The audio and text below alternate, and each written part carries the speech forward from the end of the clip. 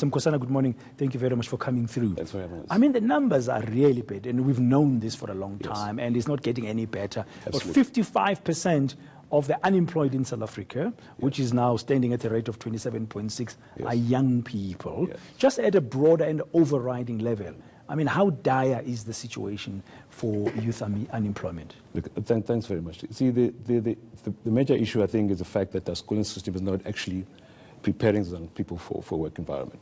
So you have a situation where you have young people, 1 million of them, getting into work, getting into to school at grade 1 in 2006. Only about half of those young people actually write matric in 2018. So the situation is there. So what happens to those 400,000 odd people? So basically, these are the young people that are looking for work opportunities. They're under at the moment. That's why we have high levels of crime, etc. Now, your agency, how are you helping? Because many young people, if you've just finished matric, that you've referring to those who don't get a tertiary education, as an example, they actually don't know where to start. They have no job experience. They have not much of a CV to speak of. And most employers will say, I want somebody who's got the right skills and some experience. Yes, absolutely. So we've been around since 2011. So we use technology to basically profile, screen, and train and place young people into work, but we actually create these profiles to what we call job centers. We've got about 200 sites around the country. So essentially, we use this technology to link these young people into work opportunities with the private sector clients. So we've been doing this, like I said, since 2011. I think in that period we've actually have placed around about 65,000 young people in that period.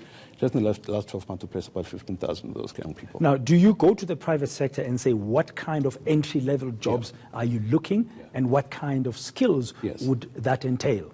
Absolutely. So we have a very proactive approach in terms of engaging our employers. So we work with mostly large corporates like the Cashbills, the Celsius, the McDonald's.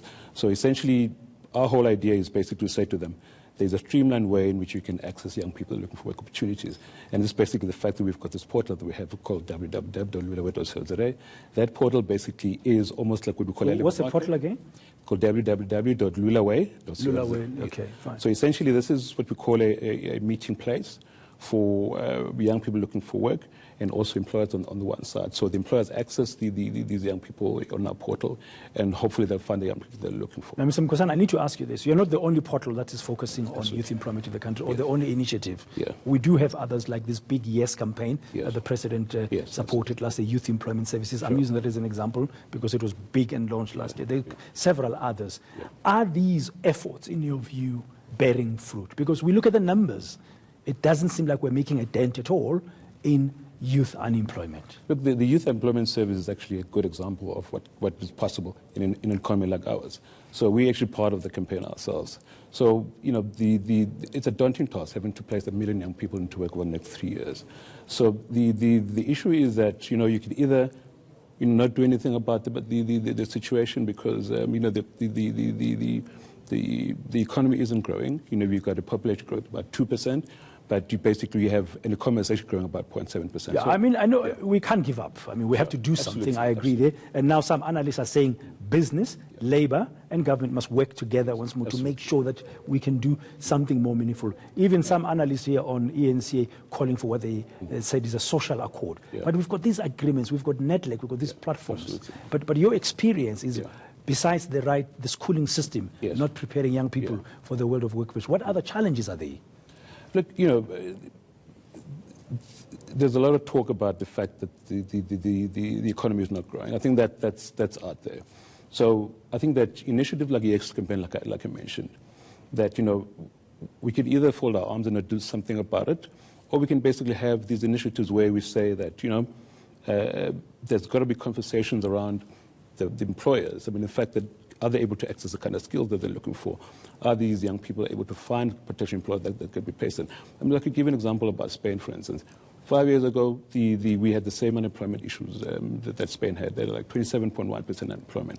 5 years later, they got 15%, which means that's actually doable. So Spain, in 5 years, has dropped by 10% unemployment. Almost half. So it's possible to be done. Absolutely possible. But obviously, you know, you need to have the right conversations about, you know, what can government do in terms of, you know, getting business confidence back into the market. If you get business coming back to the market, you have a vibrant economy, you have an economy that can absorb young people, you can start creating demand, you can start creating factories. So the issue is that these things are doable.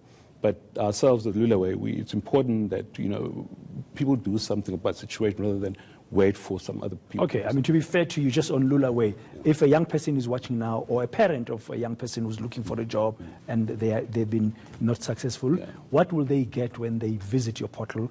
How will you be helping them practically? You can just give us the top three things. So, look, first of all, I mean, they can basically come to our job centers, for instance. We've got about 200 sites around the country, like I said. They can basically, when they come to us, essentially we do a lot more just basically link them to jobs. So we try to prepare them by basically going through a program of work readiness. So the fact that, a young person like ourselves, I mean, we've got 600,000 people on a portal. We're placing about 15,000 young people into work. So there is a possibility that, 20% of the young people that we have on our portal actually find work. So, I mean, we can't do everything ourselves, but I think that as an organization we're doing a bit. So they can phone us in our office at 010-140-9510. Okay, but your website is www.lulaway, one word, LULAway.co.za. Yes, sir. Well, we wish you well. It looks like very it's an effort that is necessary. But one thing positive I'm taking out of this conversation this morning is that if a country like Spain, which is not one of the big industrialized nations in Europe, could reduce its unemployment rate by 10%, there's hope for us, as long as we work together. Absolutely. Thank you very much.